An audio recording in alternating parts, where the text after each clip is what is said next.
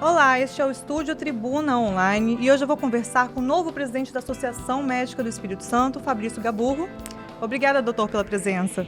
Obrigado, nós que agradecemos. Primeiro eu queria saber um pouquinho do senhor, né? O senhor se apresenta, fala um pouquinho da sua trajetória. Eu sou médico formado aqui na Universidade Federal do Espírito Santo, né, em 96, acho que já vai 26, 27 anos, né?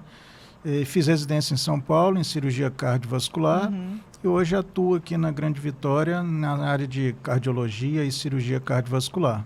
O senhor já esteve também à frente do Conselho Regional de Medicina, né? Isso. Estive na presidência do Conselho, que acabou agora no passado, e temos agora um novo desafio, né? De assumir a AMES. Perfeito. E assim, agora daqui para frente, né, à frente da AMES, quais são os principais desafios mesmo do senhor, assim, da profissão médica, na verdade? O que se tem aí de discussão ainda para frente? A AMES, né, essa nossa gestão, ela está muito preocupada e muito voltada para as questões de ensino, né, ensino e pesquisa. Nós estamos já com vários eventos programados, querendo retomar o Congresso da AMES, que sempre foi muito, muito famoso e sempre congregou principalmente os estudantes aqui do Estado. E queremos também contribuir socialmente, né, para as nossas comunidades, então com as campanhas de hipertensão, campanha de pesquisa de cardiopatia, de nefropatias, que também está tudo no nosso calendário aí, na nossa agenda. Nas pautas aí que causam preocupação aí para a AMES, está alguma preocupação com a formação? Ontem a UFES falou um pouquinho sobre o estudo aí para formar mais turmas de medicina. Assim, existe uma preocupação com o número de médicos formados ano a ano? Sim, uma preocupação muito grande, inclusive, e essa preocupação ela é exteriorizada, ela já está a nível de Brasil, através da Associação Médica Brasileira, do Conselho Federal de Medicina, porque o que a gente tem visto é uma abertura desenfreada de escolas médicas, né, que num primeiro momento pode parecer uma coisa boa, formar muitos profissionais, só que a gente está muito preocupado com a qualidade desses profissionais. Nós temos nós temos faculdades hoje que abriram, estão autorizadas e não tem um hospital sequer para o médico estagiar, né, para o estudante aprender. Então, isso é realmente uma preocupação muito grande, principalmente porque, assim, o médico mal formado, você não tem como se prevenir, você não sabe, existe uma tendência natural da população, do cidadão, em confiar naquele profissional que se apresenta ali. Então, sem dúvida, é uma preocupação muito grande nossa. Tem número, assim, doutor, de quantos formados ao ano, assim, quanto que era e quanto que hoje se forma? Há 20, 15 anos atrás, a gente tinha aqui no Estado, de falar níveis do Estado, né, números do Estado, aproximadamente 200 profissionais ano. Agora, ano passado, a gente escreveu quase 1.600 profissionais. Então, você vê que foi um salto de 8 vezes num período menor que 10 anos. Isso é muita coisa, né? Mas ainda a gente tem algumas especialidades que elas ainda têm uma procura de pacientes e tem dificuldade de achar o profissional médico, né? Assim, na neurologia, na psiquiatria Sim. Por que isso acontece? Por que a gente está formando tanto, mas a gente não tem todas as especialidades aí com um número de profissionais talvez que atenda, né, a todos? A reumatologia, né, a neurologia infantil, isso são nichos, né? E com essa quantidade de médicos que vão sendo formados, eu acredito que rapidamente serão preenchidos, sabe? O que a gente vê, Francine, é uma dificuldade muito grande também de interiorizar o médico, né? Por condições ruins de trabalho, condições ruins de salário. Às vezes se oferece um salário até atrativo e aí quando esse médico ele vai para o interior, ele recebe o primeiro, o segundo mês, a partir do terceiro mês já atrasa, no quarto mês ele já não recebe e aí começa aquele atraso de 3, 4, 5 meses até que o profissional desiste e é substituído por outro. A gente vê que isso é uma conduta reiterada aí de algumas prefeituras do interior do país, de tal forma que o médico acaba ficando na capital. Não se sente atraído aí para ir para o interior. E aqui no estado nós temos uma das maiores porcentagens de médico por habitante, se não o primeiro, um dos primeiros do Brasil. Olha. E aí, falando sobre a quantidade de médicos também, a gente falou da área da psiquiatria, da área da neurologia, como que avalia também o crescimento das demandas de saúde mental, doutor.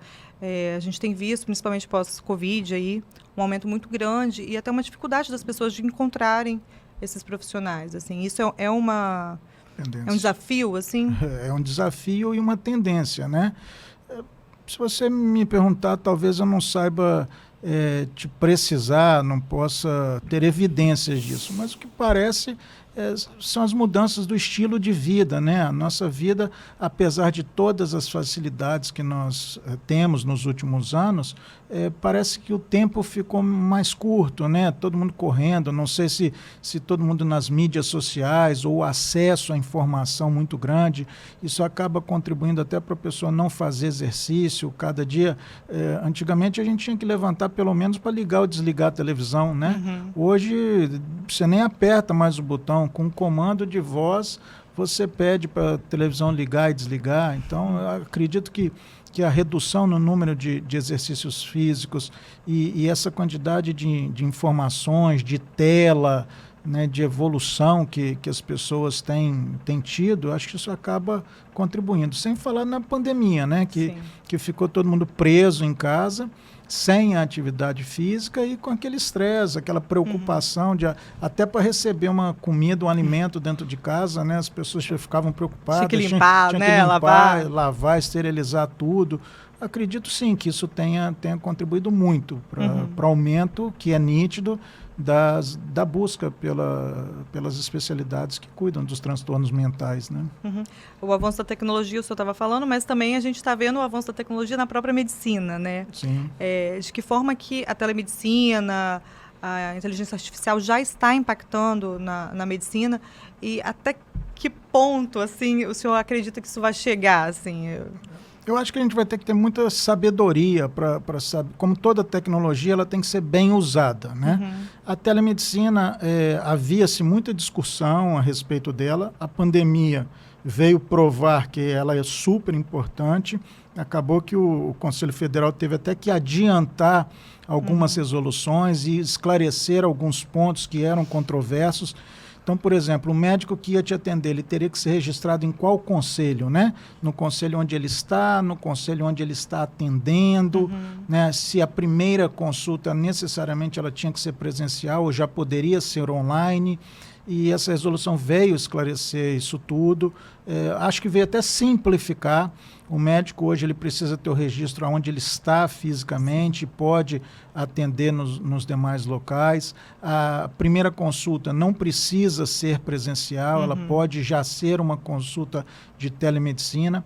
Então, assim, sem sombra de dúvida, isso é uma coisa muito boa. Assim como eu vejo a inteligência artificial também uma coisa muito boa. Acho que vai facilitar diagnóstico. A máquina, principalmente em determinados exames, né, a área de radiologia, acho que vai ser muito impactada, principalmente, e já foi, né, porque antigamente você tinha que ter um radiologista em cada hospital. Hoje, um radiologista, ele atende o estado inteiro, né, porque ele tem uma tela de computador, todos os arquivos vão para o computador dele e ele lauda. Ele pode laudar até de outro país, se ele quiser. E a inteligência artificial vai vir também impactar mais isso aí, com os laudos, principalmente de tomografia, ressonância, fora as outras áreas, mas eu acho que não vai chegar a substituir o médico. Eu acho que a medicina tem muito do feeling, né, de você sentir o paciente, apesar de muito protocolo. Hoje a gente não tem mais aquilo, é bem pouco aquela medicina baseada em vivência. Sim. Olha, a minha experiência diz isso. Hoje a gente trabalha com o que a gente chama de medicina baseada em evidência. É o que os estudos comparativos dizem que é melhor para o paciente. Então, apesar da gente já ter muitos protocolos muito bem estabelecidos em todas as áreas, você sempre vai ter que ter o fator humano, que é pesar aquilo ali, né? Até que ponto aquilo vai ser bom, ruim para o paciente. E isso, sinceramente, eu acredito que a máquina não vai fazer. Doutor, sobre também os procedimentos que têm sido realizados por outros profissionais, né? De outras formações, procedimentos muitas vezes invasivos. Assim. Essa também é uma preocupação? Tem tido discussões com os profissionais médicos, assim? Sim, sim. Principalmente com relação ao que cada um pode fazer, isso vai ter que ser regulamentado. A gente tem uma lei do ato médico, mas que particularmente, na minha opinião, acho que não delimita bem as ações, né? E é óbvio, você vai ter algumas áreas que vão ser congruentes ali, né? O que o dentista pode fazer, o médico pode fazer. E eu acredito sim que vai ter, como nas próprias especialidades médicas, existe uma que sobrepõe a outra. Então, coluna, quem trata é o neurocirurgião, é o ortopedista. Eu costumo brincar e falar que quem trata é quem faz bem, né? Se é o neurocirurgião que faz bem ou se é o ortopedista que faz bem, os dois estão habilitados a tratar. É óbvio que existe isso também com relação às outras profissões, né? A gente sabe que o dentista é bem formado, os enfermeiros, farmacêuticos, mas é uma preocupação até onde cada um vai, né? Porque a partir do momento que você passa a invadir, principalmente não saber tratar as complicações daquele procedimento, aí já é uma preocupação de você criar as complicações e, mais que isso, não saber tratá-las. Porque a complicação pode acontecer até com o médico bem formado, né? O importante é você fazer tudo para evitá-las e, em elas acontecendo, você também saber tratá-las. Que acaba voltando para o médico, né? Acaba estourando sempre na mão do médico, né? Com relação ao envelhecimento da população, né, a gente tem visto, isso já é uma tendência há vários anos, uma população mais velha, né? A população está envelhecendo, isso é um fato. Também deve ser um desafio para a medicina, né? E para os profissionais aí lidarem com essa população de mais idade, assim, os problemas da idade mesmo? Com certeza. Hoje é muito fácil você ver um paciente chegar aos 100 anos, aos 90 anos, é corriqueiro. E, com isso, todas aquelas doenças da idade, né? Os quadros ortopédicos, os próprios quadros cardiológicos. Isso é um desafio. Mas, assim, a notícia boa é que a medicina tem acompanhado bem isso aí. Então, hoje, a gente desenvolve, por exemplo, na minha área, que é a cardiologia, a cirurgia cardiovascular, nós já desenvolvemos tecnologias muito menos invasivas, né? Aquelas tecnologias que você não precisa mais, popularmente falando, abrir o peito do paciente. Sim. Como está bem evoluída também o tratamento do AVC, que é comum nessa faixa etária. Então, antigamente, o paciente tinha um AVC e ele estava fadado ou a morrer ou ficar acamado, com todo aquele custo para a sociedade, custo para a família, né, para o próprio Estado. E hoje, se esse paciente ele consegue ser socorrido rapidamente, chegar num serviço de trombólise, seja ela químico-mecânica, seja ela com remédio, ou o médico neurologista que vai com o catéter lá e aspira o trombo, ele consegue se recuperar rapidamente e aí ter a qualidade de vida, não se tornar acamado. Então, a notícia boa é que a tecnologia tem acompanhado o envelhecimento da população. E assim, eu acho que não só viver mais, estamos vivendo melhor, né? E acho que essa é a meta de todos, né? Hoje, eu costumo dizer para os meus pacientes que a medicina já está bem avançada e tudo que a gente tem que fazer é relativamente simples, não que seja fácil, mas que é ter a qualidade de vida, o que hoje na cardiologia, na medicina a gente chama de MEV, de mudança de estilo de vida. Então é buscar ter aquela vida saudável que todos nós sabemos, né? Que é praticar exercício físico, ter uma boa alimentação, tentar ter um bom sono, controlar o estresse, a ansiedade, que não é fácil. O senhor faz, doutor? Estou tentando. Eu ia falar, porque a receita a gente sabe, né? Fazer é o difícil. Exatamente, fazer é que é o mais complicado, né? Mas é importante que a gente busque isso. Busque as atividades físicas, busque a dieta. E muitas vezes, Francine, eu falo que são coisas óbvias, né? O que é melhor? Uma sobremesa daquela com sorvete, caramelo, chocolate ou uma fruta?